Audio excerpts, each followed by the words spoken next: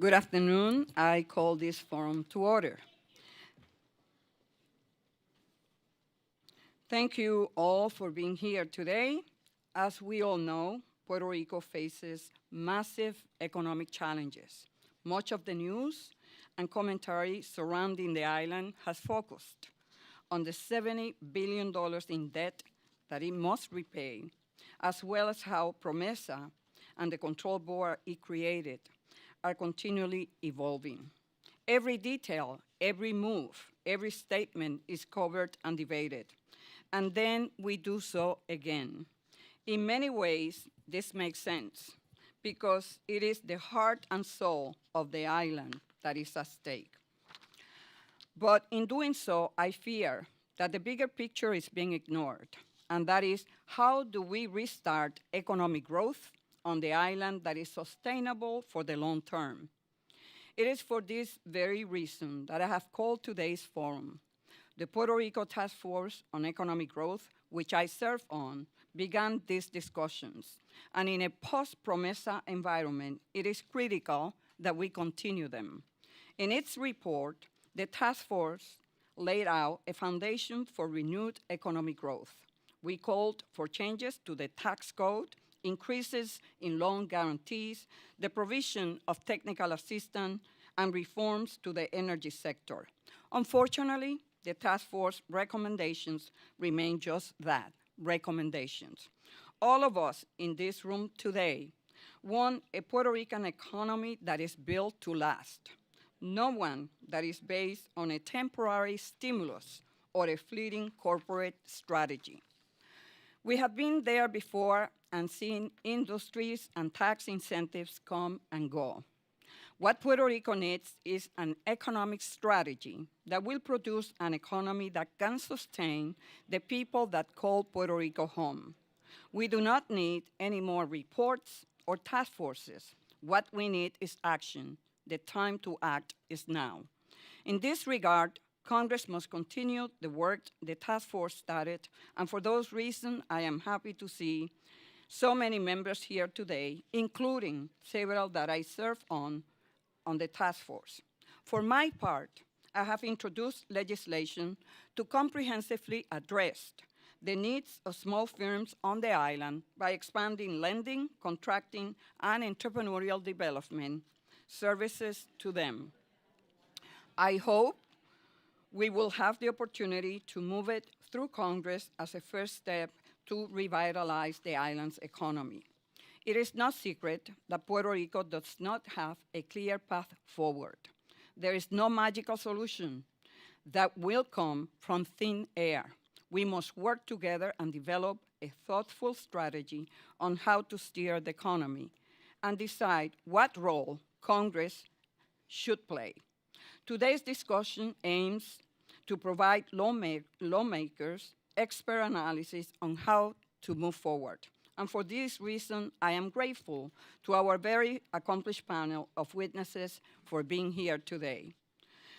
With that, I would like to recognize the chairman of the Small Business Committee, who is here not as chairman of the Small Business Committee, but as a colleague who wants to show support to the island of Puerto Rico, Mr. Steve Shabbat. Thank you very much. I appreciate the opportunity to say just very few things here. I want to appreciate everyone for coming. I think it's clear that Puerto Rico has no greater advocate here in the United States Congress than Nydia Velázquez, and we work together on a whole range of issues. She has been the chairman of the Small Business Committee when I was the ranking member. So you had a Republican and Democrat working together, and now I happen to be the chairman, and she's a ranking member, and who knows how long that'll be, but we really do work together, and she brings up Puerto Rico to me all the time, and she never lets it be far from my mind, and she does that. And there are other members. Another member of our committee who's been obviously is well known in Puerto Rico is Jennifer Gonzalez Colon, who's also a member of the Small Business Committee. And you have, again, a Democrat and a Republican working together on this issue. Luis Gutierrez, to my right, your left, obviously, has been a leader in Congress for many, many years on this issue and a whole range of other issues like immigration, even though we may not always agree. He's very well respected. Tom MacArthur as well has worked on behalf of Puerto Rico for many, many years, and we're here to listen. I unfortunately have another hearing that I have to leave here at 3 o'clock, but I want to thank everyone for coming and look forward to participating. Thank you. I would like to recognize Congressman Duffy, who was the main sponsor of the PROMESA legislation for an opening statement. Thank you, and it's a privilege to be here with Ms. Velasquez. We've worked closely together with many others on this panel on PROMESA. And it's heartening to see so many people in the room today who care about Puerto Rico. It's pretty clear for everyone here what's happening on the island. But I think for so many other people and families across America, they actually don't know the crisis that's burning in Puerto Rico. And that's the problem, bringing attention to the plight of the island. I mean, so let's be clear. What do we have? We have an island that's billions of dollars in debt. We have sky-high unemployment. We have stagnant wages. And because of that, we have people fleeing the island. You have some of the best and brightest talent from Puerto Rico actually going to Texas and Florida and New York, some even to Wisconsin, where I'm from. And when you have that kind of brain drain, how do you kickstart and grow your economy? How do you keep your brightest talent on the island to innovate and create more opportunity for more people on the island? It can't happen. And so it's partially our responsibility as federal lawmakers to support the island, to support economic growth on the island, to help incent investment on the island. We can't help but also recognize the healthcare crisis on the island, the Medicaid cliff that is on our horizon. And I'm sure the panel is going to talk about that today, and I look forward to your insight.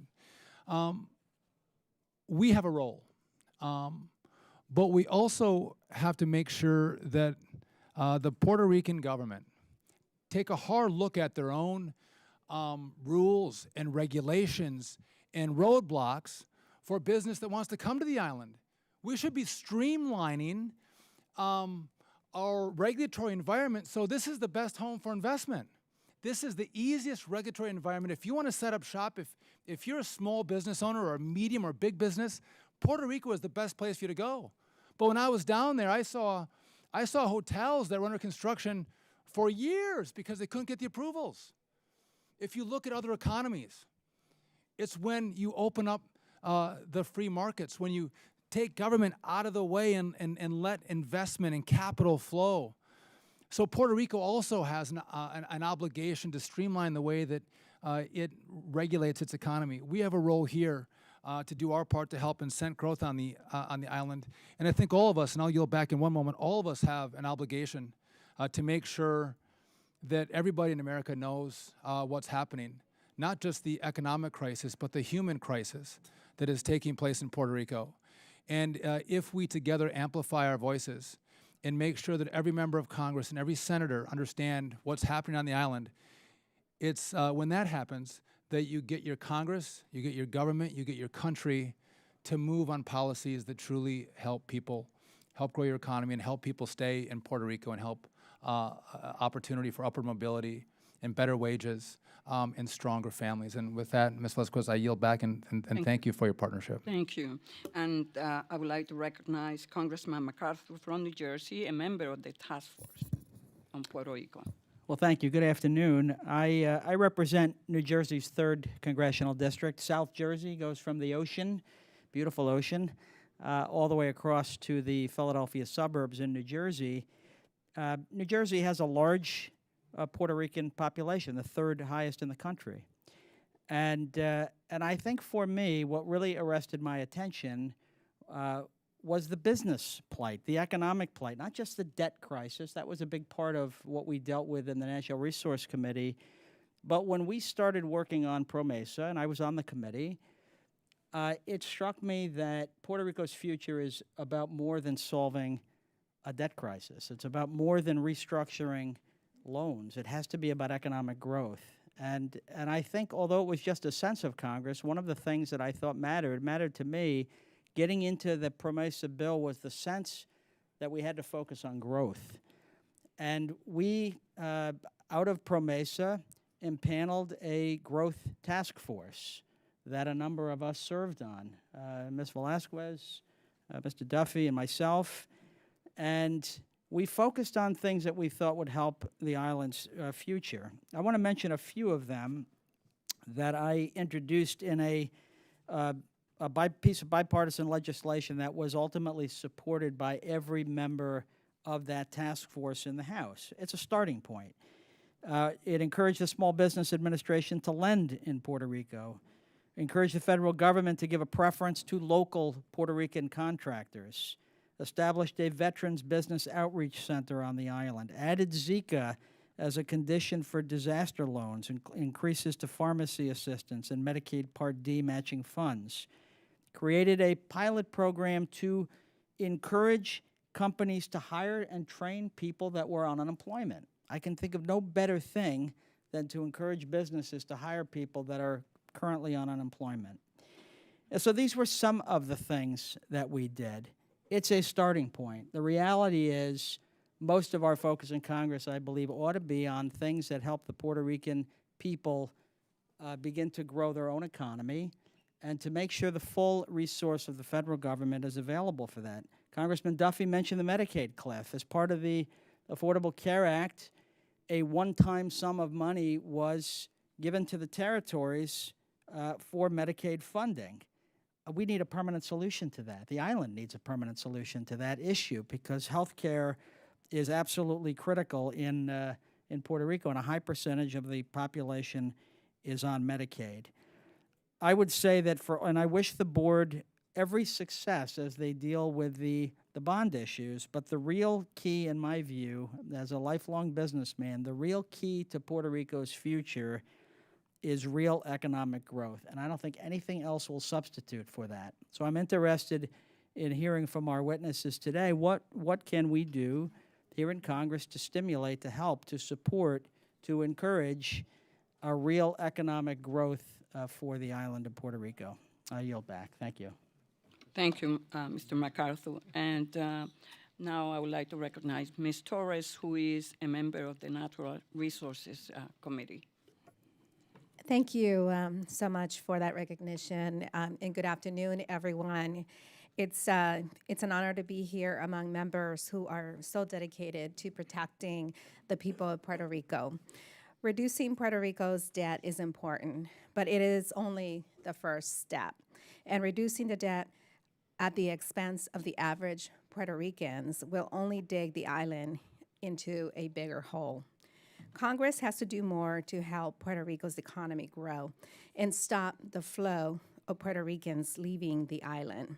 I'm especially concerned with the amount of young people that have been migrating away at alarming rates.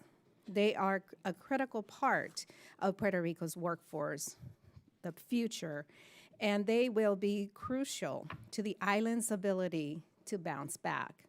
Today's roundtable is a critically important and timely because we will look at needed proposals to help Puerto Rico overcome in its many economic challenges, including a decade-plus long recession. It is clear that slashing the budget at the expense of the Puerto Rican people is not a solution. So I'm eager to hear your ideas of how to help Puerto Rico move forward in a way that benefits all Puerto Ricans. And I look forward to working with my colleagues here today to develop the necessary legislation to move some of these proposals forward. Thank you, and I yield back. Ms. Thank you. Vasquez. And now I would like to recognize the gentle lady from New York, Ms. Clark. I'd like to thank our ranking member, Nydia Velasquez, and our chairman, Shabat, and our panelists for appearing here today. Let me start by just commending someone I hold in really high regard as my ranking member on small business for her tenacity, her strength, and her leadership when it comes to all things Puerto Rico, and that's none other than Nydia Velasquez. I have to tell you, as a member of the New York delegation, that there was no greater champion during the time of distress, severe distress, of the island territory of Puerto Rico. Her voice was a clarion call for all of us here in Congress to do what we needed to do for those who aren't living on the mainland but are Americans. And oftentimes, people in this body forget that. There was a constant reminder from a woman named Nydia Velasquez. And so today's conversation will be sort of a part 2 in us developing a strategy for what next steps need to be taken and how we can work with our colleagues in a bipartisan manner to make sure that Puerto Rico's economy grows from strength to strength, that there will be opportunities for people in entrepreneurship, and that, again, we build Puerto Rico in a manner in which the next generation will inherit from us a much stronger territory than the one that currently exists. That's our goal, and that's our focus. And whatever we can do in that regard, I stand shoulder to shoulder with Congresswoman Velasquez in making that happen. And I yield back. Thank you. And I would like to recognize the chairman of the Democratic Caucus, Joe Crowley from New York. Well, Gentleman from New York. I thank the gentlelady from Brooklyn, both gentleladies from Brooklyn, and especially for holding this hearing today, Nydia, that we hear from the island itself and the experts from there. This has been a paramount issue here in the House of Representatives and by a myriad of individuals who have shown incredible loyalty and dedication to this issue, not the least of which Nydia Velasquez and Luis Gutierrez, but and beyond the Puerto Rican members of the Congress as well, and beyond New York and Chicago. This is an issue of concern, it ought to be a concern to every American. The people of Puerto Rico are Americans, and that's oftentimes overlooked by folks here on the mainland, oftentimes talked about as though they're immigrants, when they themselves have served and fought and died and gave their blood for the continuation of this great nation, to be treated second-class citizens and to not be given all consideration of assistance is something that's been deeply troubling, almost as though they come to beg. And I think the gentlelady from Brooklyn is correct in saying this is not about today, this is about the future for generations to come, that there's a healthy island of Puerto Rico, and that we do everything we can to stabilize and help move it forward. So I'm pleased to be here today to hear from the experts. Thank you, Mr. Chairman. And also, I want to recognize, of course, the presence of my colleague and brother, Congressman Luis Gutierrez, who is here, but he wants to listen. And even though we were in opposite side on the issue of Promesa, that doesn't take away the fact that Luis has cared deeply about Puerto Rico, and he will do whatever it takes to make sure that fairness and justice is brought to the 3.5 million American citizens who live in Puerto Rico and the 3 million that lives in the mainland. But to all the members here, thank you for not only being here today, but for the work that we did and for the acknowledgement that there's more work to be done. And that is the responsibility, if anything, the moral responsibility of the United States Congress. With that, I would like to welcome the speakers here today. We have Dr. Desmond Lackman, is the resident fellow at the American Enterprise Institute and has been closely following Puerto Rico with an international lens. I'm going to introduce each one of the experts, and we will start with a testimony of 5 minutes by Dr. Lackman.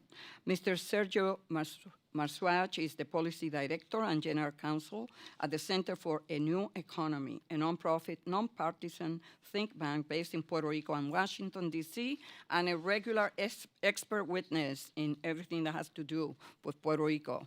Dr. Edwin Melendez is a professor of urban affairs and planning at Hunter College and the director of the Center for Puerto Rican Studies. Mr. Mario Marazzi Santiago was appointed as the first executive director of the Puerto Rico Institute of Statistics in August 2007. Dr. Marazzi has led the development and growth of the organization. Dr. Juan Lara is professor of economics at the University of Puerto Rico in San Juan and a professional economic consultant to private and public entities in Puerto Rico. Dr. Hector Cordero Guzman is a professor at the Austin Marks School of Public and International Affairs at Baruch College of the City University of New York. He's also a professor in the PhD programs in sociology and in urban education at the City University of New York Graduate Center. And finally, it is with great regret that Mr. Jose Villamil is not able to join us today due to an unexpected illness. We wish Mr. Villamil a speedy recovery. His formal remarks will be included in the follow-up report from today's event. So with that, Mr. Lockman, you're welcome. Thank you very And much. try to keep it to 5 minutes. Thank you. I'll try my best. Maybe I'll talk quickly then. Okay. Thank you very much for inviting me to this important hearing. And just at the outset, I'd say I couldn't share more your view that the main priority should be to get Puerto Rico to grow at a very much more rapid rate. My fear is that Puerto Rico is on a path to see the depression that it's been suffering from for the last 10 years get even worse, that these policies really, to me, seem to be a repeat of what has been done in Greece, and that produced really very poor results. So my main point is that if one doesn't learn from history, one doesn't learn from the experience of a place like Greece, one is doomed to repeat it. The reason I take Greece is that there are two basic ways in which Greece is very similar to the Puerto Rican economy. The first is that Puerto Rico, like Greece, has got a major public finance problem, too large a budget deficit, too high a level of debt, and now it's having to address that problem. The second similarity between Greece is that Puerto Rico doesn't have a currency of its own. That makes dealing with budget adjustment very difficult because it doesn't have an exchange rate that it can depreciate to make the island more competitive. It doesn't have its own interest rate policy. Now, to its credit, the IMF, when they reviewed their experience of Greece, and you'll recall that Greece has had the largest depression of any industrialized country the last 70 years, they drew 3 lessons from their experience. First was that the negative impact of budget tightening in a monetary union when you don't have your own currency can be severe. In fact, what they found was that if you reduce the budget deficit by 1% of GDP, that by itself can cause a loss of output of 1.7% from what it would otherwise be. The second lesson that the IMF learned was that fiscal adjustment done in a monetary union without your own currency, without serious structural reform to offset the impact of that tightening is not a good idea. All that does is it just drives the economy down further. The third lesson that the IMF learned was that it's counterproductive to delay debt restructuring. If a country or economy is insolvent, there's no point in kicking the can forward that the earlier that the debt restructuring gets done, the better. Now, when I look at the Puerto Rican situation right now, it seems to me that the Puerto Rican government and its oversight board are ignoring each of those 3 lessons. First, like the Greek government before it, the Puerto Rican economy is being required to do more budget adjustment than is advisable within a US dollar straitjacket. According to the island's recent fiscal plan, which was approved by the Oversight Board, Puerto Rico is going to be doing something like 6 percentage points of budget adjustment over the next 3 years. If I just apply a fiscal multiplier of 1.5%, this means that the Puerto Rican economy, just for that reason, will be going down by something like 9% over the next 3 years, which in an economy that's already in deep depression, I don't think that that's a good idea from the point of view of the social costs of that. The second mistake that they're doing is that, like Greece before it, they're engaging in budget adjustment, budget belt-tightening, without any real structural reforms. There's no structural reform that I can see that is really going to offset that degree of budget tightening. The lack of reform, I'd say, is particularly evident in the labor market, where you've got very high minimum wage levels in relation to the earnings of the people in Puerto Rico, as well as the interaction between the welfare system and the wages. And third, Puerto Rico is not being too rapid in terms of restructuring its debt. So let me conclude by saying that if Puerto Rico is to avoid a deepening economic depression, it'll really need to make a massive change in its policy course and come up with a policy comprehensive plan focused on 3 main points. First, they'll need to have a more reasonable pace of budget reduction that they've got right now. Second, there'd need to be serious economic reforms that could make the economy more competitive, more productive, and these need to be done to a large degree in its labor market. And third, Puerto Rico needs a major reduction in its debt burden that hopefully is not borne by the US taxpayer, but rather by the creditors.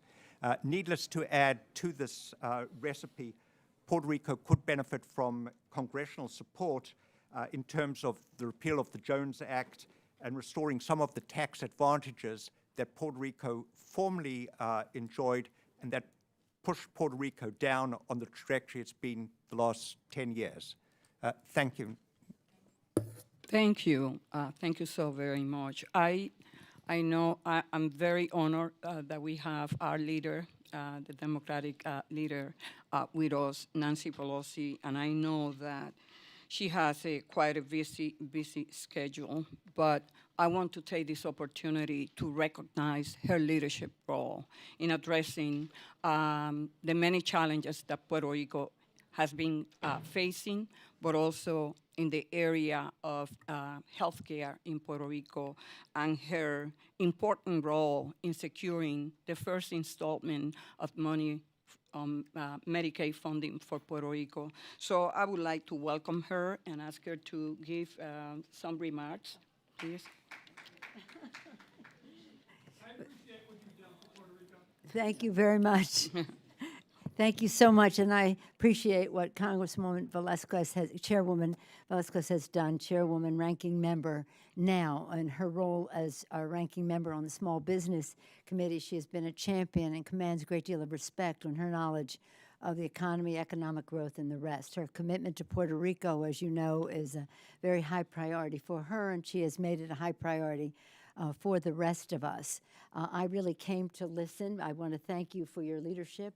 Appreciate the bipartisan panel that you have up here to listen to the experts on the other side there. The PROMESO was something that very courageously Congresswoman Velasquez supported because, as you know, no bill that passes Congress is perfect and doesn't have its objections, but she was very courageous and led the way. And now the path forward, the clear path forward that we hope to see for Puerto Rico, we want to learn from you about that. Of course, I've been to Puerto Rico maybe, I don't know how many times, as a student, on my honeymoon, on my 5-year anniversary, the rest. So it's near and dear to my heart, in addition to being such a valued part of our country. Thank You're you. back. Thank you, Leader. Mr. Marsuach. Good afternoon, Mr. Chairman, Minority Leader, Ranking Member Velasquez, members of the United States Congress, and distinguished guests. I thank you for the opportunity to participate in this roundtable today to discuss the future of Puerto Rico's economy. My remarks today will cover briefly three topics. First, I will discuss some of the impacts, short-term impacts of the enactment of the PROMESA Act. Second, I will stress the need for policy initiatives at the federal level to help Puerto Rico end its current downward economic spiral and jumpstart economic growth in the short term. Finally, I will outline some of the work that we at the Center for the New Economy are doing through the impaneling of a growth commission to develop a long-term economic growth strategy for the island. The enactment of PROMESA in June 2016 opened a new chapter in Puerto Rico-U.S. relations. After decades of what could be, at best, be called benign neglect, Congress recognized in 2016 that it has a moral obligation under the U.S. Constitution to foster the welfare of the U.S. citizens that live in Puerto Rico. This means that it is in Congress' own interest to see through that Puerto Rico is successful in addressing its current fiscal and economic crisis. Unfortunately, some of the policy tools, not all, but some of the policy tools set forth in PROMESA are not working as expected and may hinder the island's ability to escape its current economic debt spiral. First, the imposition of a fiscal oversight board over the duly elected government of Puerto Rico seriously undermined the island's political institutions, already extremely compromised by clientelism, partisan politics, and corruption. In addition, the Fiscal Oversight Board has added a new layer of opacity to fiscal policymaking in Puerto Rico. I know my colleague Mario Marazzi will talk about this later. The discussions among board members have been carried out mostly behind closed doors, while interactions between the board and the government of Puerto Rico tend to be only summarized, exposed, usually through succinct letters written in rather cryptic language. It is quite ironic that the Fiscal Oversight Board, which among other things was given the task of increasing the transparency of Puerto Rico's finances, has actually contributed to worsening that problem. Second, the benefits of PROMESA's complicated territorial debt restructuring process, which combines principles drawn from both the U.S. Bankruptcy Code and from the realm of sovereign debt restructuring, remain fairly uncertain and contingent on successful implementation of a completely new and untested legal framework. The risk, if this experimental framework fails to adequately address Puerto Rico's debt restructuring needs, it's magnified by the fragile state of Puerto Rico's economy, which has already undergone a protracted economic contraction. Moving on to growth, Puerto Rico needs to devise and execute a complex two-pronged strategy to restore economic growth. First, we have to jumpstart economic growth in the short term. Second, the island needs to formulate an economic development plan to sustain that growth over the long term, something that it has failed to do for quite some time. This already difficult task is further complicated by the austerity policies the Fiscal Oversight Board has required Puerto Rico to implement. The Certified Fiscal Plan orders the island's government to implement large expenditure cuts, significant tax increases, and deep structural reforms without access to any short-term financing. The implication of the Fiscal Oversight Board's policy posture is that unless Congress is otherwise willing to address a full-scale social crisis in Puerto Rico, federal assistance will be necessary to jumpstart economic growth in the short term.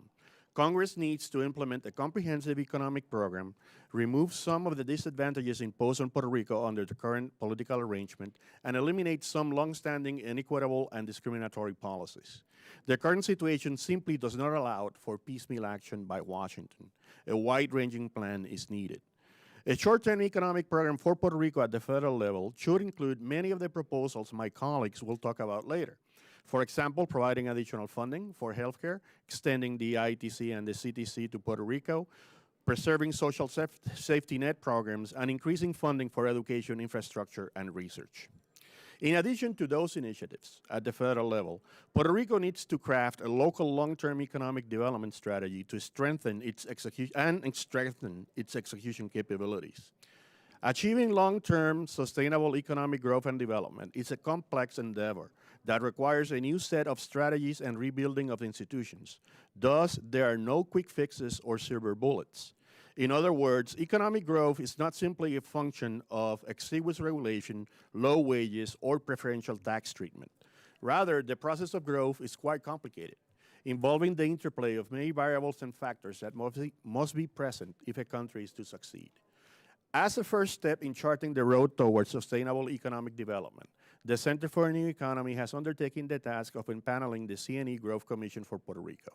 The Commission will work towards identifying and suggesting ways to relax local and external constraints that inhibit the territory from speeding up the process of economic structural change towards higher productivity activities. And secondly, generating opportunities to diversify the portfolio of high productivity activities in the economy. Specifically, the Commission will focus on the following areas with the potential for high impact. Number one, identifying sectorial opportunities. Using cutting-edge product space analysis, the Commission will identify new products and services that could augment aggregate value through the use of existing productive capabilities embedded in the island's current production structure. This methodology operationalizes the idea that it's generally easier for countries to move from products and services that they already produce to others higher in the value chain that are similar in terms of capital requirements, knowledge, and skills. Because not all feasible new products contribute in the same way to value added and growth, a key challenge along the diversification process is the identification of those goods and services that are feasible and have a higher potential to sustain economic development. Number two, horizontal reforms to enhance competitiveness. At the same time, the Commission will identify opportunities for effective policy reforms in areas with the potential to enhance the competitiveness of local and multinational producers across multiple sectors. These policies may include things such as tax and competition policy, human capital and workforce development, energy production, and communications information and technology infrastructure, among others. Finally, we will focus on the macro-fiscal policy issues. A working group of the Commission will develop feasible proposals for tax reform with the aim of enhancing the territory's competitiveness and reducing tax distortions that may inhibit productivity growth in the private sector. This group will work on evaluating the potential for the disciplined fiscal reform to enhance the territory's competitiveness, given its inclusion in the U.S. monetary union. In conclusion, Puerto Rico has been under severe and economic fiscal stress during the past decade. Furthermore, the Fiscal Oversight Board has ordered Puerto Rico to put on the equivalent of an IMF policy straitjacket without providing access to the few benefits that usually accompany IMF conditionality programs. In our view, this policy posture simply does not make sense, and implementing these policies will, in a perverse way, decrease Puerto Rico's short and medium-term capacity to honor its obligations to bondholders by intensifying an already prolonged economic contraction. Second, to jumpstart economic growth, I highlight, in the short term, Congress needs to implement a comprehensive program.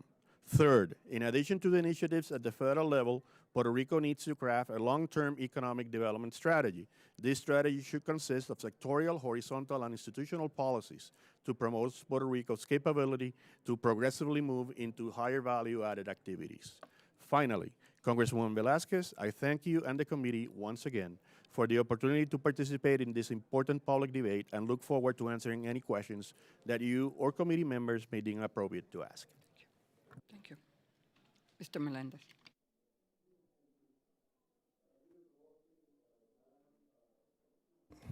Leader Pelosi, Madam Chair Velazquez, and distinguished members of Congress, it is my pleasure to be here.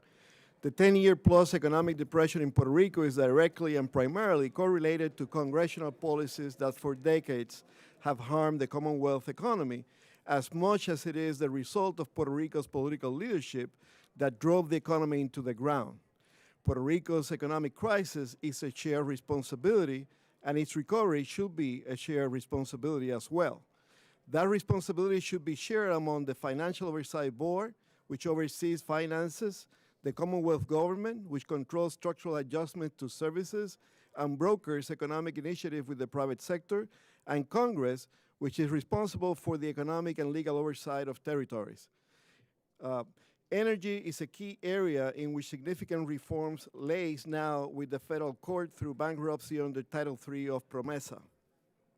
The electricity sector in Puerto Rico relies solely on the Puerto Rico Electrical Power Authority, PREPA, for generation, distribution, maintenance, planning, and since May 2014, it has been regulated by the Puerto Rico Energy Commission.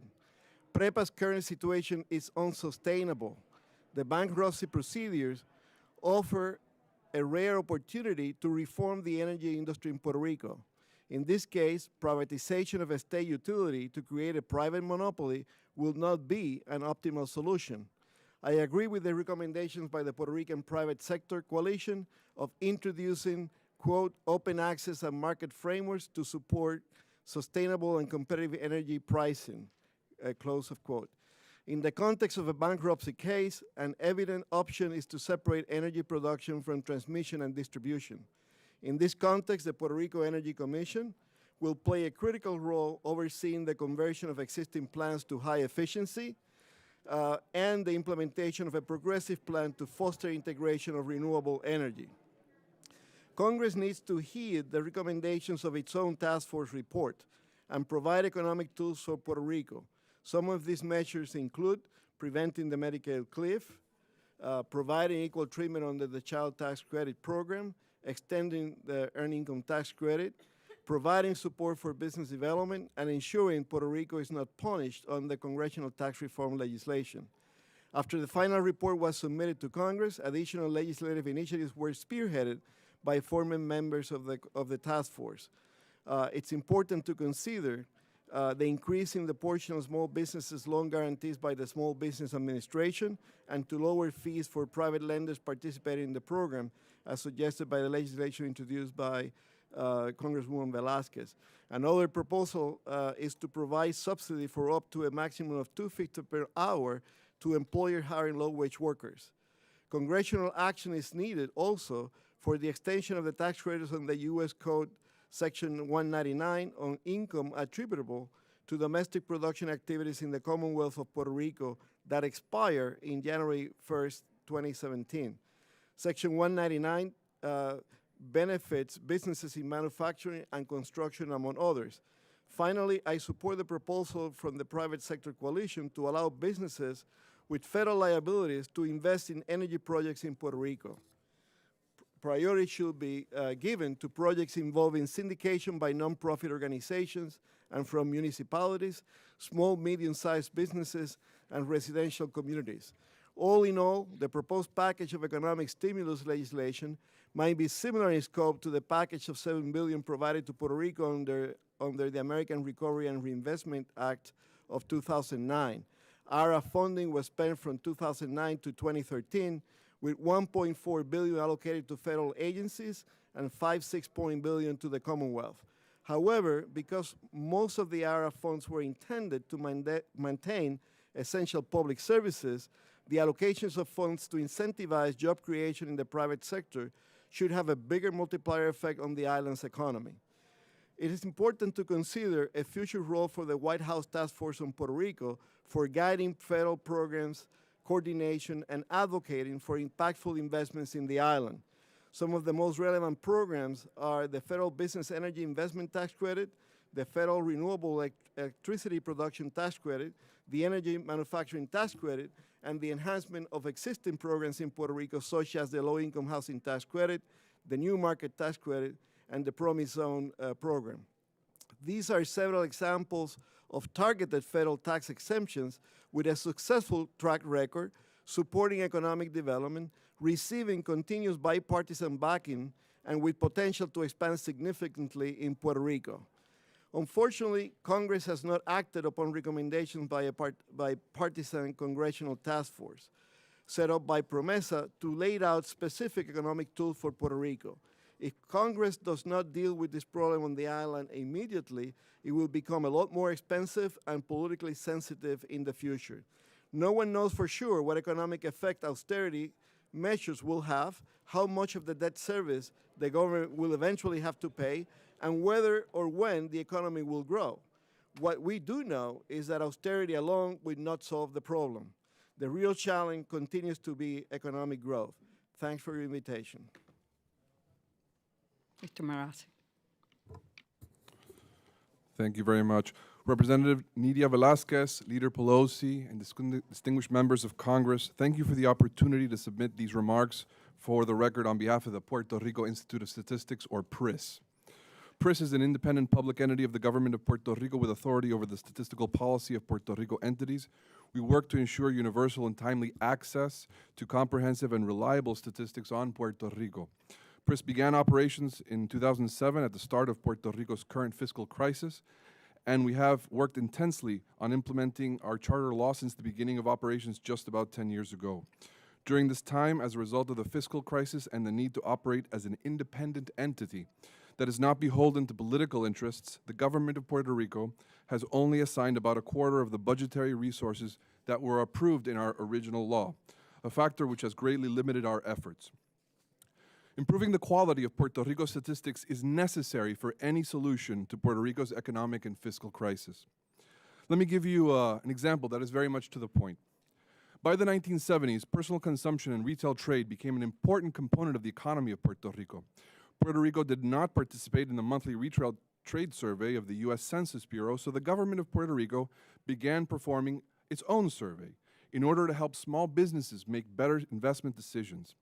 Between 2005 and 2007, this survey underwent a benchmark methodological revision. However, implementation of the revision was incomplete and underfunded, in part as a result of the economic recession and fiscal crisis that was just getting started back then. Nevertheless, the results were published every month since then. After the revision, the technical staff of the survey lacked clear guidance as to what to do when a sampled establishment, a store, closed and stopped reporting sales. As a result, the sales value of many closed establishments were imputed using historical data, which in part was responsible for generating an overestimation of the total estimated value of retail sales in Puerto Rico. In 2007, in order to deal with the crisis, Puerto Rico established a retail sales tax for the first time. When the government and the investor community tried to estimate how much money the new sales tax would raise, they turned to Puerto Rico's monthly retail trade survey. By 2009, PRIS had begun operations, and our efforts were geared towards educating the government about the need to perform a new revision. In 2013, the government requested that PRIS perform such a revision. In 2014, our internal research anticipated the possibility of a significant overestimation. It took the government of Puerto Rico 3 years to implement the new methodology to prove whether we were right. The results, which were announced just last week, suggest that the estimated value of retail sales in Puerto Rico were overestimated by about 1/3, by about 33%. This situation may have led creditors to lend Puerto Rico more money than perhaps they should have. But on top of that, many small businesses made incorrect investment decisions in the retail trade industry. The federal government also plays an essential role in improving the quality of Puerto Rico statistics, as recognized by the report of the Congressional Task Force on Economic Growth in Puerto Rico. We commend the task force for taking seriously the impact that federal statistical programs can have on the way the Puerto Rico debate is shaped. For instance, this year, with sufficient funding, Puerto Rico could have been included in the Census of Governments. This important program of the Census Bureau gathers data on the structure, employees, and finances at all levels of government every 5 years, and is an essential source on comparable benchmark statistics for credit markets. Puerto Rico last participated in the Census of Governments in 1982, which means Puerto Rico's creditors and related stakeholders lack key data that would allow them to compare the financial challenges faced by the government of Puerto Rico vis-a-vis state and local governments across the United States. However, despite the efforts of the task force last year, Puerto Rico was once again excluded from the Census of Governments this year, leaving the investor community with incomplete information about the risks and the potential benefits associated with investing in Puerto Rico. The Congressional Task Force also recommended the inclusion of Puerto Rico in numerous other federal statistical programs, which are essential to gaining a better understanding of how Puerto Rico's economy operates, as well as the challenges faced by key sectors in Puerto Rico, including education, health, and energy. Just last year, the exclusion of Puerto Rico from the American Housing Survey meant federal policymakers could not estimate how many houses in Puerto Rico had air conditioning, which impaired their ability to determine where and how quickly the Zika virus would spread. In the case of the National Agricultural Statistical Service, Puerto Rico is included in only one of its over 50 surveys. Specifically, the only one we're included is the Quinquennial Agricultural Census every 5 years. As a result, Puerto Rico lacks reliable annual data on its agricultural sector. This is quite unfortunate, as Puerto Rico's tropical climate is a relatively unique asset within the United States, which allows farming all year round. Farmers in Puerto Rico, just like their counterparts stateside, need annual data on crop yields, organic agriculture, and dairy products, amongst many others. In fact, given the current state of affairs, even if agriculture turned around and began boosting Puerto Rico's economic growth, it is very possible that such a transition would go largely unmeasured and unnoticed for 5 years, until the next census. And it would take an additional 5 years to confirm the possibility of an upward trend. Unfortunately, without action from the federal government, Puerto Rico's crisis of confidence will continue to generate a vicious cycle in which low-quality data lead policymakers to invest even less resources in improving the data, which in and of itself also reduces the quality of the data. In fact, despite calls from the Congressional Task Force for the government of Puerto Rico to appropriate a level of funding to PRIS that is commensurate with its important responsibilities, the budget that was recently approved by the Puerto Rico Fiscal Oversight and Management Board once again reduced funding for PRIS. It also reduced funding for other important Puerto Rico entities responsible for producing key economic statistics. The Fiscal Oversight and Management Board also has an important role to play in improving the quality of Puerto Rico statistics. Good governance requires a continuous flow of universally accessible data and information that can create a level playing field where all stakeholders can negotiate on equal terms. Finding common ground is made more difficult when data about society's problems and potential solutions are made more difficult to obtain and use. In fact, Puerto Rico's case in this problem is quite extreme. Not only do we lack transparent information to convince our citizens of the need to accept reductions in government services, but we also lack credible information to convince our creditors of our own illiquid financial situation. With this concern in mind, in October 2016, we wrote the board with several recommendations that can facilitate improvements to the quality of the financial reporting of the government. Amongst others, we recommended 1, empower the Puerto Rico Institute of Statistics to serve as a technical advisor for the analysis and processing of agency-reported data. Number 2, require the use of a common chart of accounts by all entities of the government of Puerto Rico. Number 3, require the Puerto Rico public entities join the Financial Transparency Initiative of PRIS. Let me elaborate briefly on this last recommendation. In order to improve the transparency of the finances of the government of Puerto Rico, PRIS developed a financial transparency website where public entities can publish transaction-level data on their expenditures and incomes. So far, only a limited number of entities have joined. So we take this opportunity to recommend Congress consider stepping in to compel the government of Puerto Rico to make its financial reporting even more transparent through the Financial Transparency website. In fact, the Financial Transparency website can also help the Oversight Board to be fully transparent about how it is using Puerto Rico taxpayer money. A lack of financial transparency is at the heart of Puerto Rico's fiscal and economic crisis, and in order to lead Puerto Rico out of its dire financial situation, the board must lead by example and show that it is ready to operate under the highest standards of transparency and ethics. To date, as far as we know, the board has not taken any of these common sense steps to help solve the serious quality issues in Puerto Rico's financial reporting. In conclusion, Puerto Rico's economy finds itself at a historic juncture. Puerto Rico can have a prosperous and productive economy with a business-friendly climate, but all stakeholders have to put their part. First and foremost, the government of Puerto Rico has to do its part. This includes numerous technical objectives that need to be achieved so that Puerto Rico's economic statistics can reestablish their credibility in financial markets and so that they can be fruitfully used for economic policymaking. As long as PRIS is allowed to function without being beholden to political or economic interests, we stand ready to assist the government of Puerto Rico in achieving successful implementation of these objectives or to implement these objectives on our own. While the current state of affairs allows us to continue this important work, the truth is that PRIS continues to receive appropriations that are far less than needed to complete its mission in a timely fashion, and it continues to face challenges to its operations as a public entity that is independent from other political and economic interests. At the same time, the federal government has a lot to do with its part as well, and Congress must lead the way.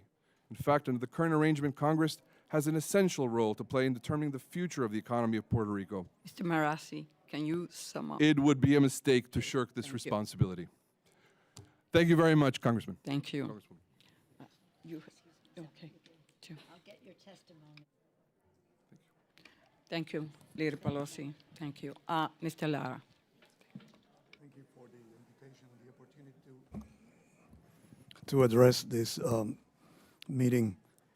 Since early in the year 2006, Puerto Rico's economy has been in a steep decline. We need to break the fall, level off, and start growing again. With PROMESA, the U.S. Congress provided tools to break the fall and level off, but not to put the economy back on a path of sustainable growth and continued economic development. There is a growing consensus in Puerto Rico that PROMESA is only half of a promise for the island's future.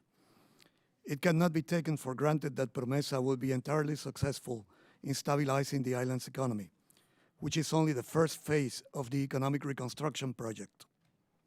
But even if the government and the Fiscal Oversight Board, working together and with the courts, manage to obtain significant relief of the public sector's debt burden and to achieve a permanent balance of the public sector's financial accounts, there is still a chance that we will be left with a crippled economy.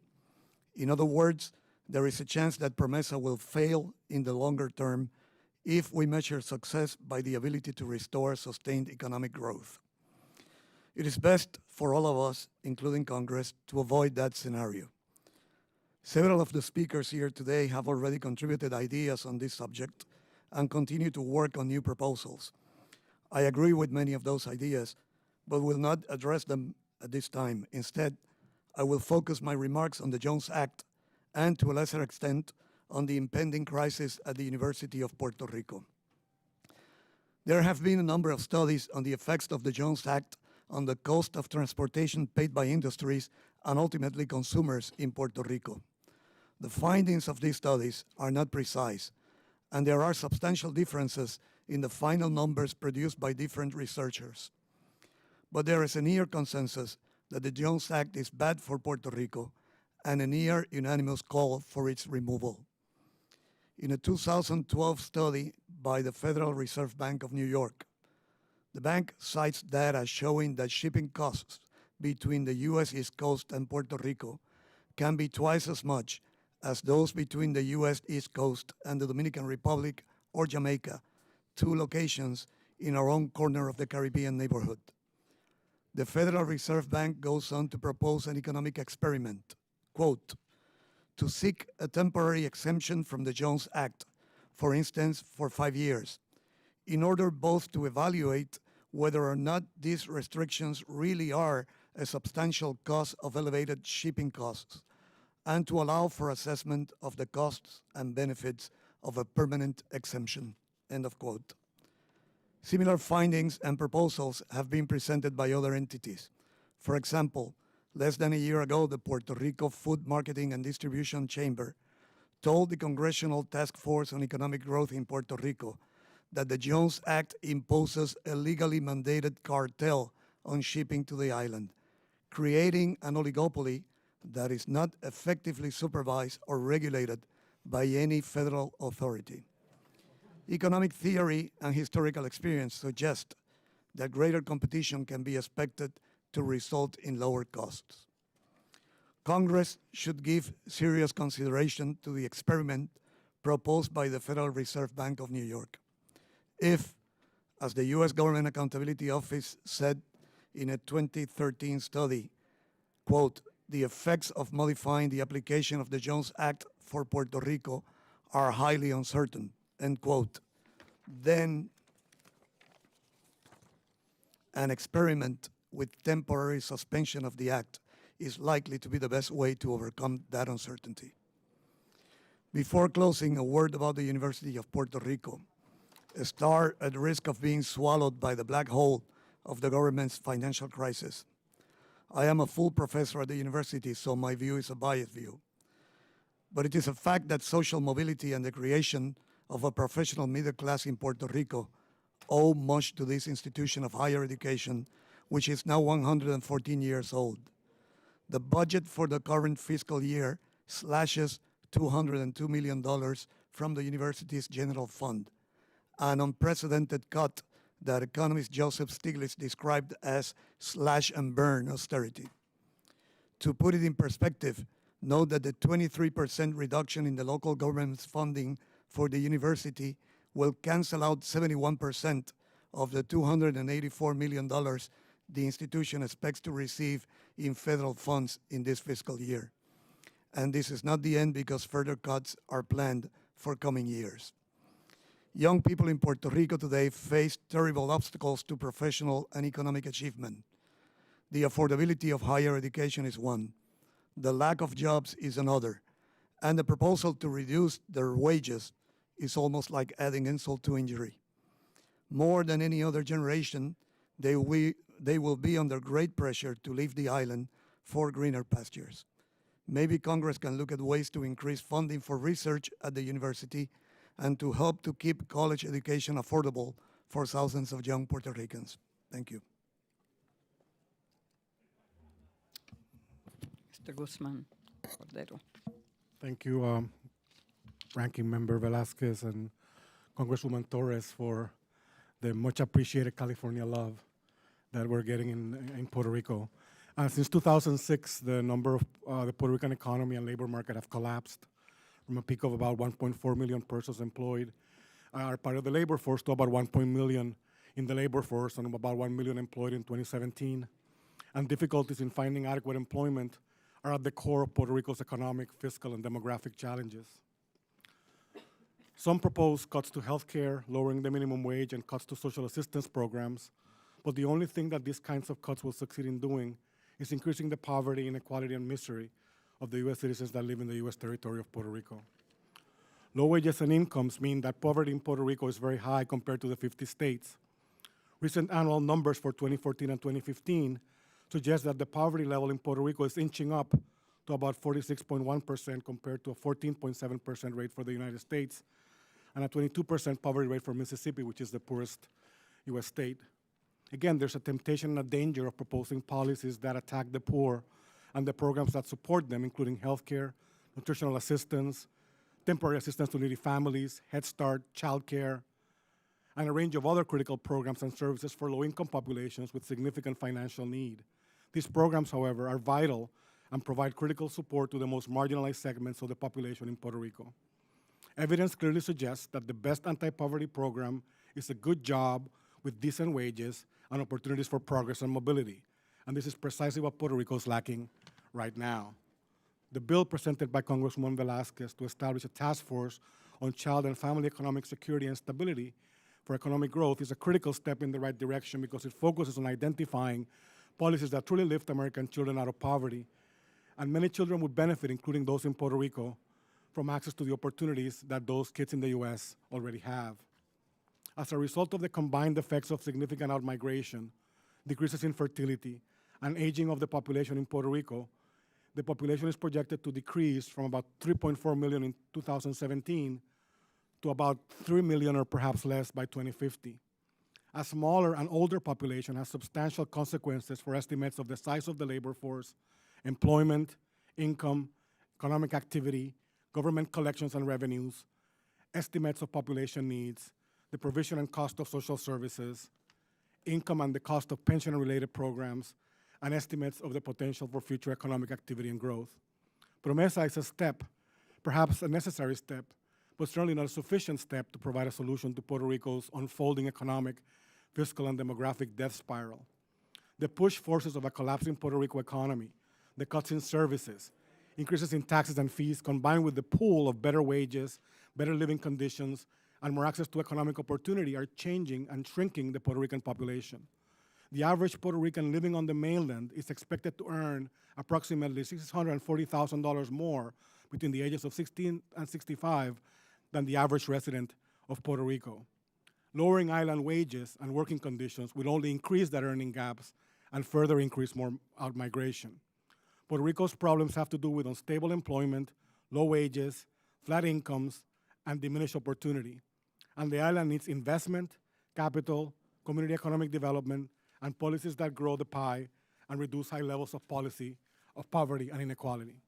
In the absence of effective policies, the people of Puerto Rico are voting with their feet and leaving the island in large numbers, even though they stay connected, consume products and services, and help support many aspects of the local economy. Puerto Rico needs policies that attack the root causes of poverty. And what we know again from our research is that the best anti-poverty program is a good job in a thriving economy.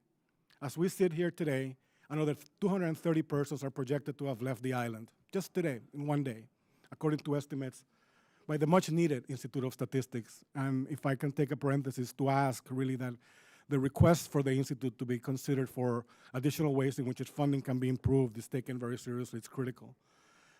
As the persons with the ultimate say over the future of Puerto Rico and its people, I urge you to do everything in your power to tackle the issue of poverty and labor market collapse in Puerto Rico head-on, and to deliver the promise of opportunity to the million of U.S. citizens in Puerto Rico, and the millions more with ties to the island.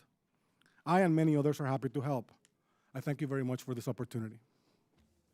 Thank you, and really, I'm very grateful not only for your participation, but your insight, and for some of you who have the experience of living in Puerto Rico, working in Puerto Rico, and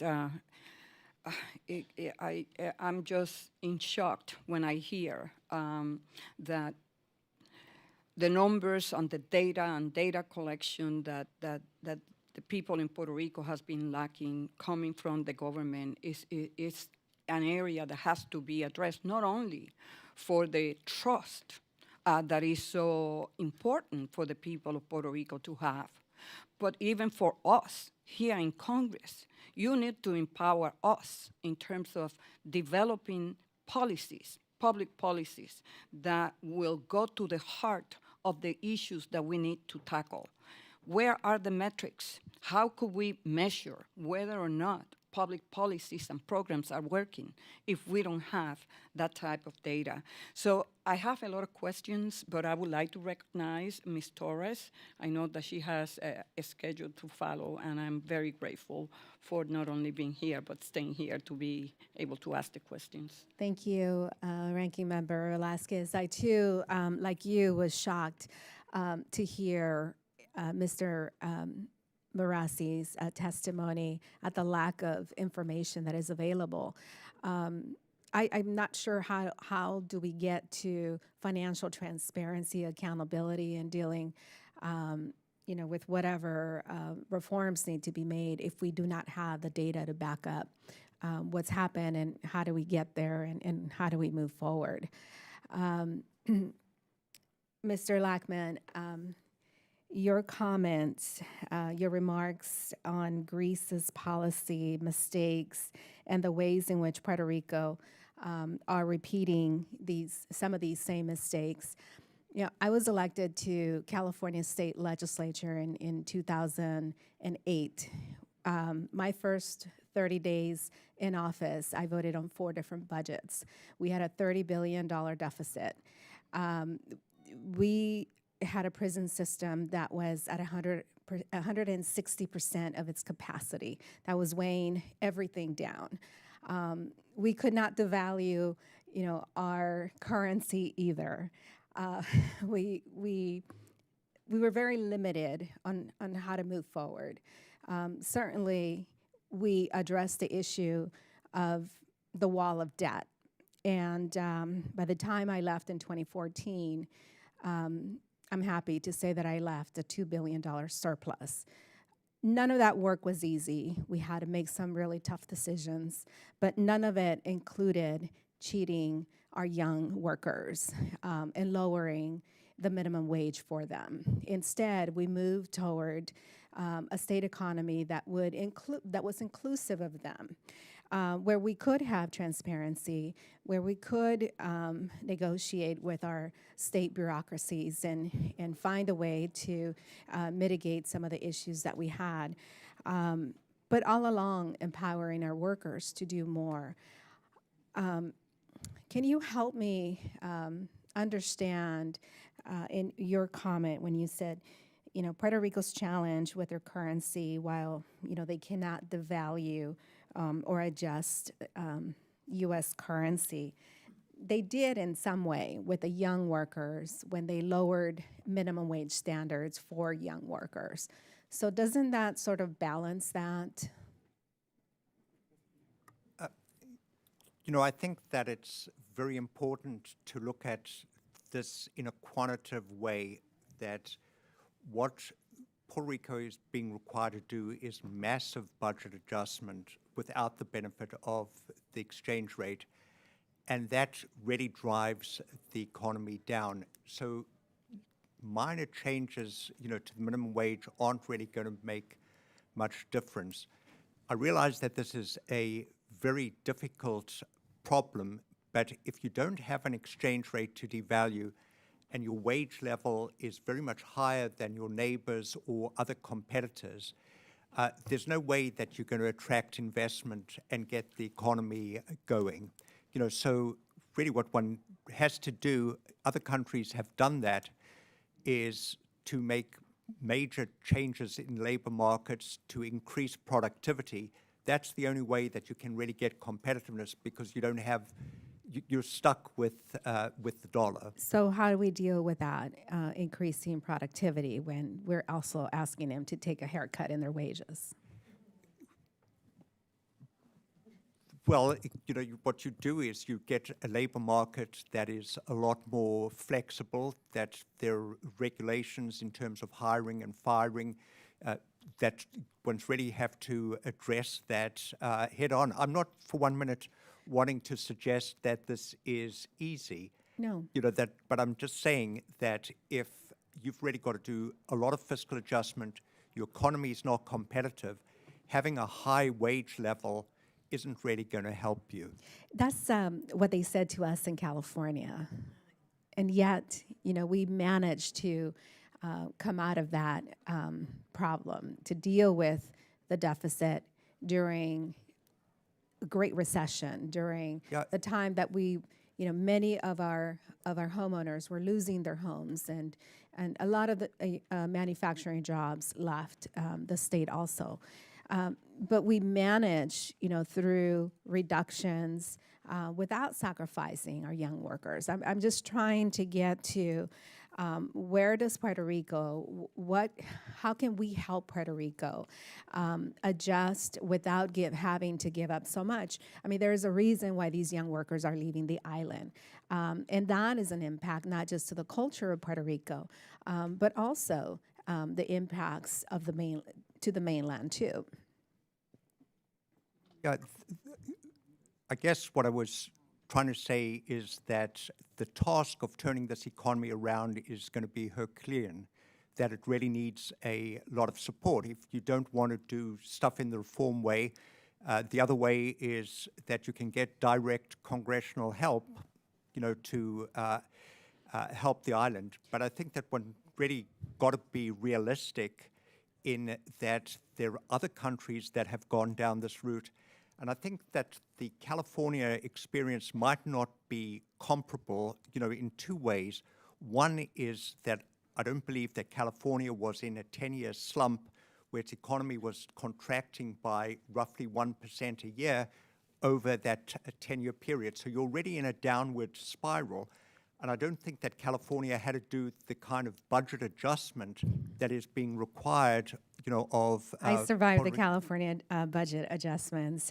We took the budget, down to the 1980s level in 2009, 2013. I'd like to hear from the rest of the panel on this issue, but also Mr. Marswatch, I apologize. You stated that some policy tools of Promesa are not working as well. Can you include that in your comments as to the previous question that I had? What are some of those policies that are not working? Well, first of all, the imposition of the board was supposed, first and foremost, to create more transparency, as my colleague here, Mario Marazzi, reported. Actually, when back in 2015, 2016, when I came up here to testify on the Senate side, both on the Senate Finance and the Senate Energy Committee, one of the constant complaints we heard was that Puerto Rico was not being transparent enough, there was not enough information, they were 2 years behind in their fiscal audits. None of that has changed. That's still the same, with the added complication now that we have this unelected body that works basically behind closed doors has taken the position that due to the sensitive nature of the negotiations they're carrying out, they have to limit the amount of information they put out.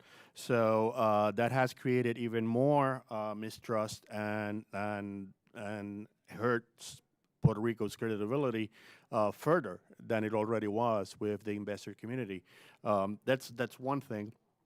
Number two, I think the process itself has been,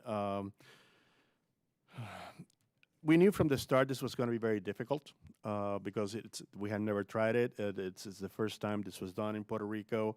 But the whole give and take with the government, both during the negotiation of the fiscal plan and the oversight board, I don't think it actually contributed to restoring confidence in the Puerto Rico fiscal and political process. Third, in terms of the policies they're advocating, just going a little bit more into the substance and leaving the process aside, I think that in a very demand-constrained regime, as my colleague mentioned here, Puerto Rico has been in a recession for 10 years. Promoting solely supply-side reforms, things like labor market reforms, for example, are like pushing on a string. You can make firing and hiring as easy as possible in Puerto Rico for the private sector. But if a shop owner or a factory owner doesn't have the demand for his or her product, they're not going to hire anybody because they don't need it. They don't need him or her, right?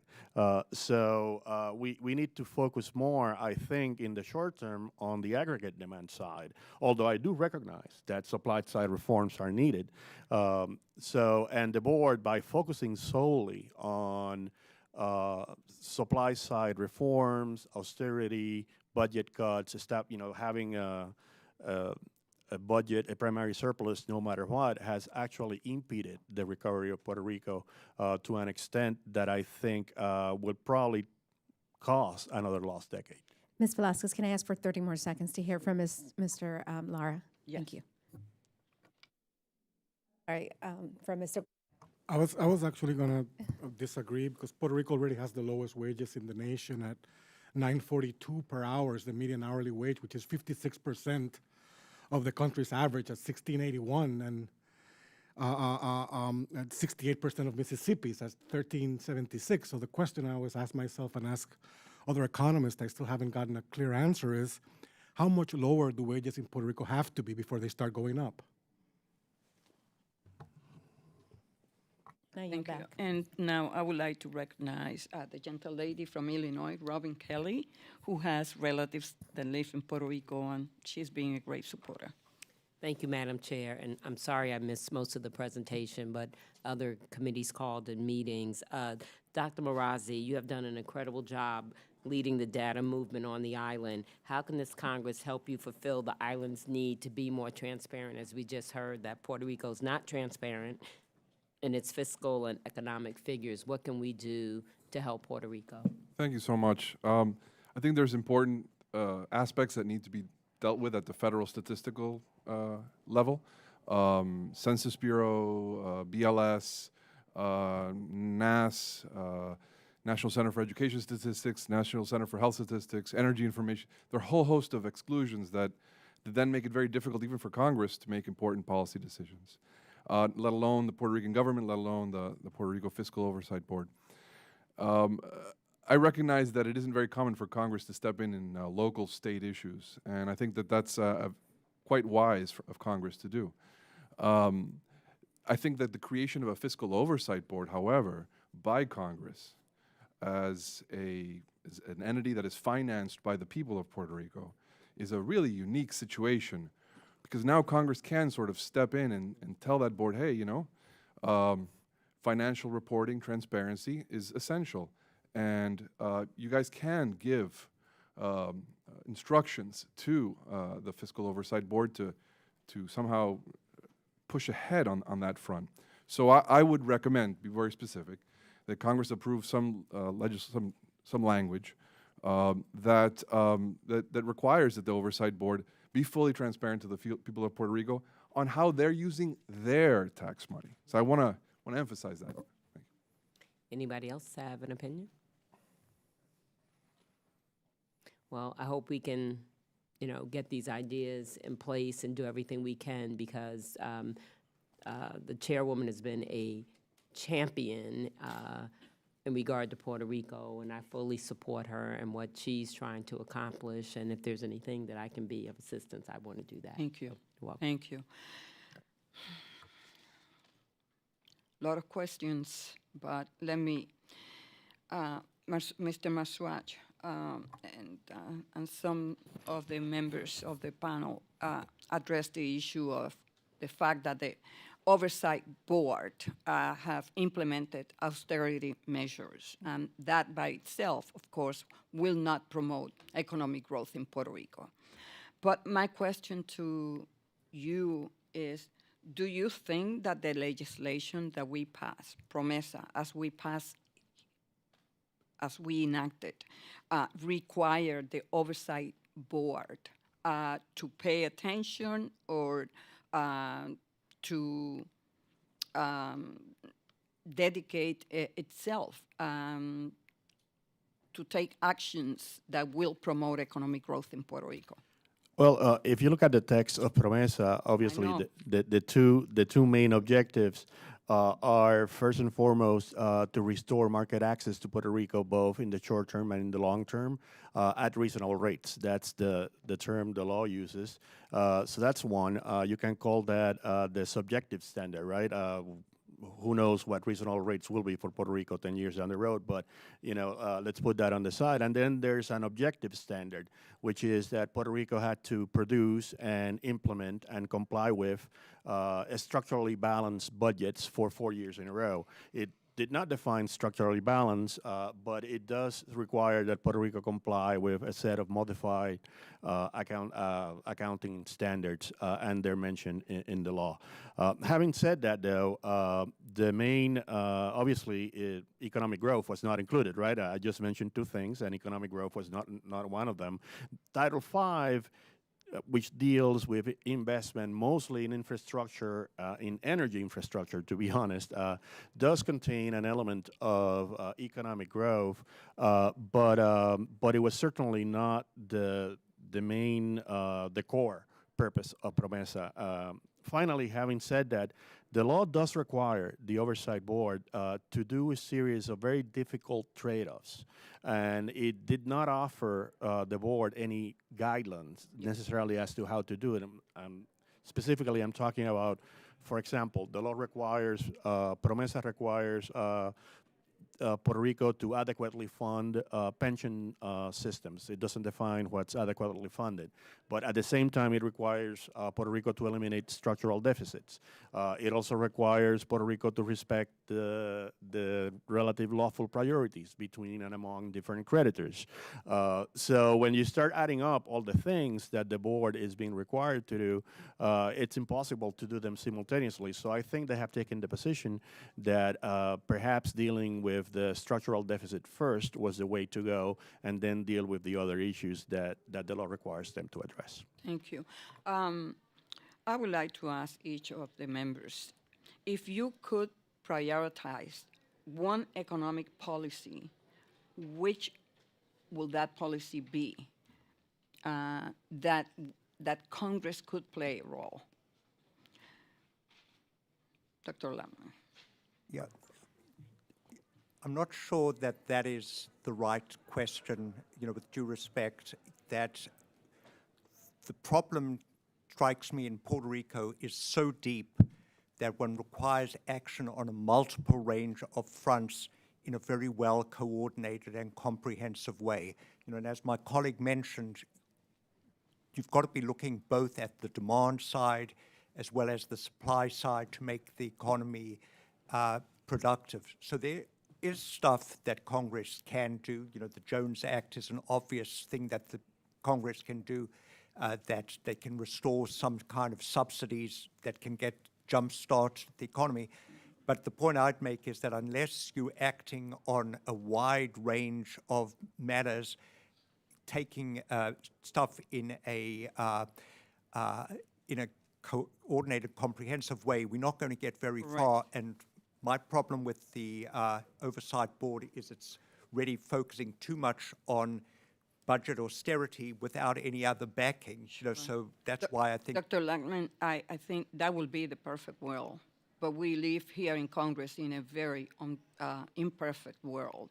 So how much power do we have? Look, if we look throughout the history of the relationship between Puerto Rico and the United States, public policy has been implemented not to really promote economic growth in Puerto Rico, but to serve the corporate well in the United States, from the sugar industry to the industrialization of Puerto Rico, to pharma, technology, biotech, everything. So Puerto Rico economy has long been fueled by deceiving engines of the growth that create economic expansion to only then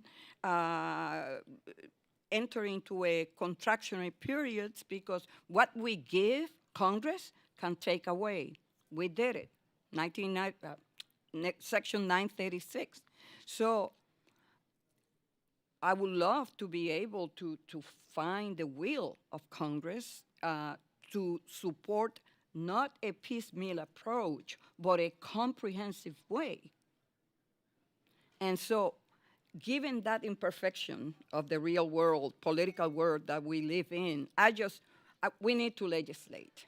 And it's not going to be easy for us to put a package that will be attractive and will find bipartisan support. So given that, I just would like to hear, I know Dr. Melendez mentioned the EITC, lift families out of poverty, child care tax credit.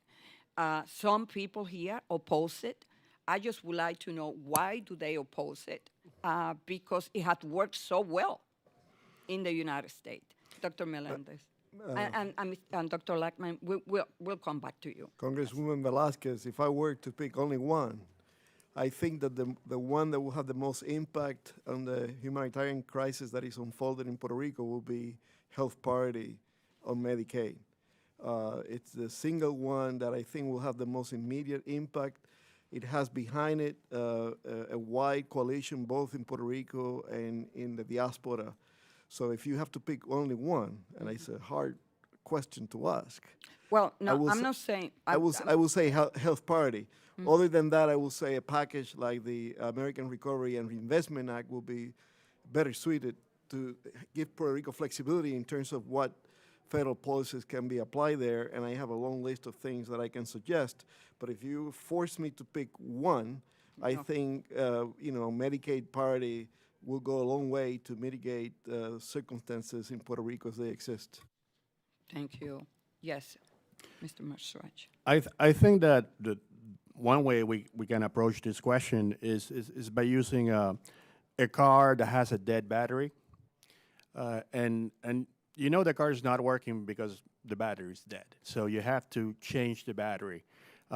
Congress can help us with that part. That's what I call jump-starting growth. You have to change the battery, and then you have to take it to the mechanic to see if there are other things that have nothing to do with the car battery that are affecting the working of that car. Those are what I call long-term growth policies. So in the short term, though, in terms of jump-starting growth, they mostly have to be through the aggregate demand side, I think, in order to help Puerto Rico. That's the equivalent of, jump-starting the car, making sure it can take you home, and then you deal with the mechanic later. As to the second part, we have to do in Puerto Rico, the structural reforms, the supply side reforms. There are a bunch of things that we need to do. Again, if you force me to choose one thing, I must agree with my colleague Melendez that the one thing that keeps me awake at night in Puerto Rico when people ask me is healthcare. The debt issues we can deal with. It would be great if we could get the ITC for poor families. It would be great if we will get more money for PAN, and some other incentives for work. But if I have to you have to choose one. Healthcare is a life and death issue, and we're talking about, a very a very fragile population that's going to be affected by this, and it will help us liberate some funds too from the government that the government already spends to do some of the short-term things we need to do. Over the longer term, though, I think we can put together a comprehensive package. I mean, we have enough minds in Puerto Rico to put a comprehensive package for Congress on the aggregate demand side to help us. I understand the political realities. They're probably very difficult. It probably will not be enacted. And finally, I will not leave out from the discussion the supply side measures. I mean, Puerto Rico has to do its own homework. You know, we have to identify policies down there that are not working and that are hurting growth. So we have to do all of those. I hope I answer your question. Sure. Thank you. Yes. Thank you. So, as executive director of the Institute of Statistics, I have to say, of course, greater transparency is essential to create the trust that must exist between our citizens and its government. As an economist, I would probably join Desmond and say the Jones Act is on top on my list. And I would remind everyone that the repeal or the amendments to the Jones Act have no economic cost to the American taxpayer. As a human, I have to join my colleagues and say Medicaid parity is probably top of my list. Okay. Thank you. And Mr. Lara, I know that. First of all, I would like to say that in my view, we should not be expecting the Fiscal Oversight Board to take over the economic development problem in Puerto Rico. I would just leave them to deal with the fiscal crisis and the debt crisis. I don't think that they are equipped to deal with the bigger problem of devising and getting on the road a real economic development strategy for Puerto Rico. Actually, I'm not sure, and I believe this is what Dr. Lachman is in some sense saying. I'm not sure that they can really stabilize the Puerto Rico economy the way they are trying to do it now. Even in that limited area, they might not be successful. And I say this with regret because we do need this to work. We need to stop Puerto Rico's economy from declining as it is, and we need to stabilize Puerto Rico's public finances. And as Dr. Lachman said, we are doing this under very difficult conditions. The very fact that we cannot devalue our currency as part of this adjustment process, and we have to do it all on the fiscal side.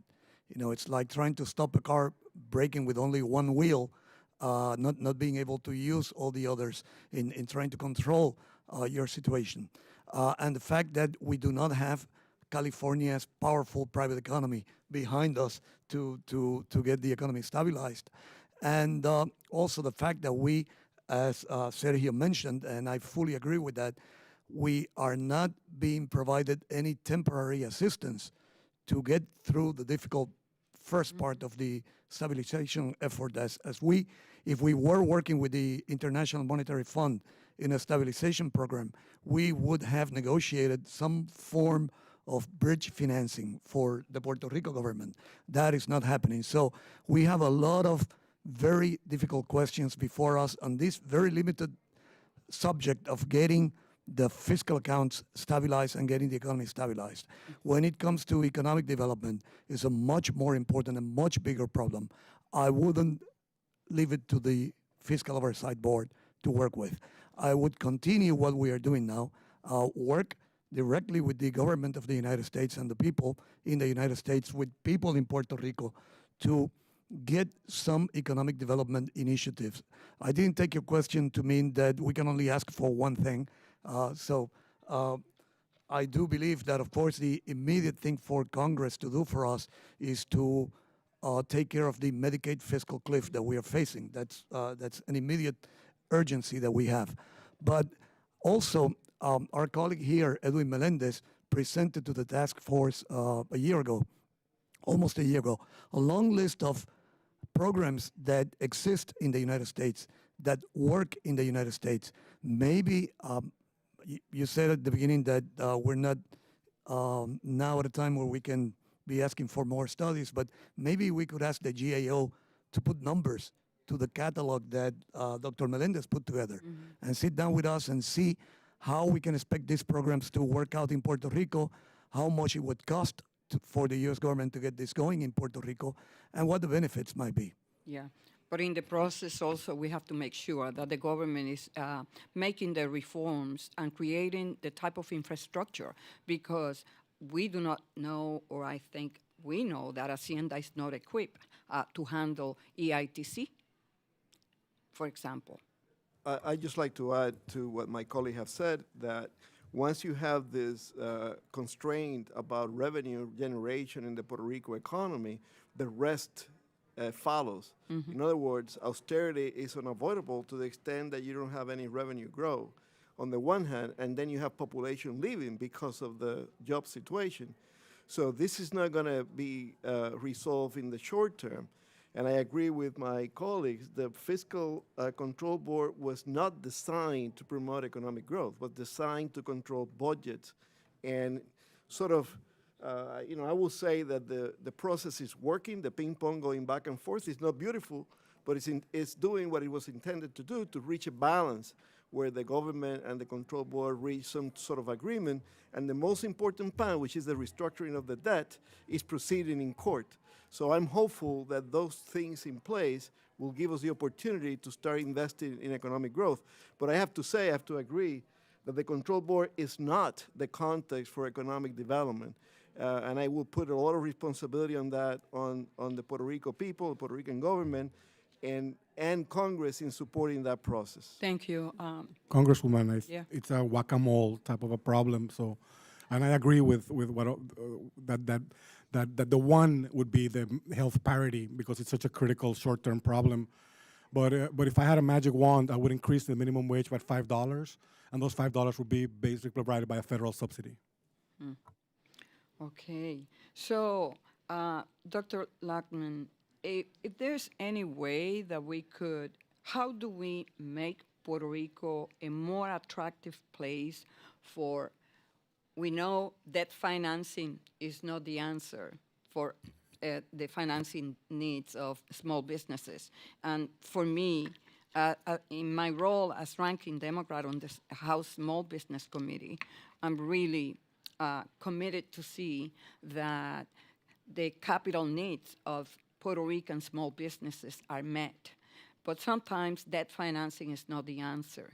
And what about how can we make Puerto Rico a more attractive place for angel investors, venture capitalists, and other forms of investment, such as incubators and accelerators? If you have any knowledge to. I think the point that has been made is that the Oversight Board might not be properly structured to deal with it, that what you're really wanting is something like an IMF program that would include all sorts of structural reforms that would go along with the budget straightening out and the debt restructuring. And I think that there are examples that you can look to that have been rather successful. I'm thinking of economies that have been in a similar position to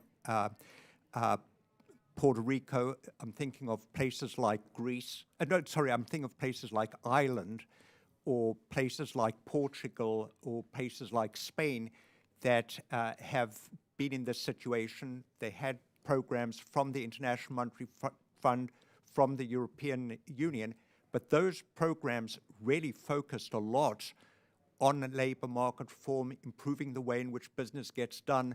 And Ireland has managed to dig its way out of a problem that it had a huge debt problem. But the important point is that you can't just do what the Oversight Board is doing, tighten the budget and expect this to work. You've really got to attack weaknesses in your labor market. You've really got, it's got to be comprehensive and very far-reaching. But it's been done in other countries. Okay, thank you.